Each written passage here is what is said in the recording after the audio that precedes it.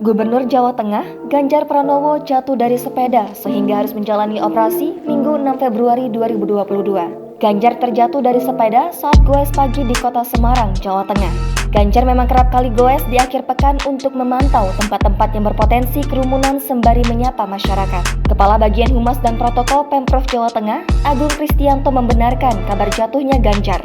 Selain meninjau potensi adanya kerumunan, rencananya Ganjar hendak meninjau kembali kondisi relokasi Pasar Johar pasca kebakaran pada Rabu 2 Februari 2022.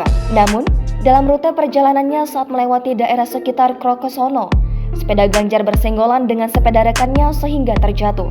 Ganjar langsung dibawa ke RSUP Karyadi Semarang untuk menjalani perawatan intensif. Belum diketahui secara pasti kondisi Ganjar pasca jatuh dari sepedanya. Namun, akibat kejadian itu Ganjar mengalami cedera di bagian tangan dan harus menjalani operasi di rumah sakit. Sebagai informasi, Ganjar memang gemar olahraga sepeda untuk menyapa warganya dan memantau penanganan COVID-19.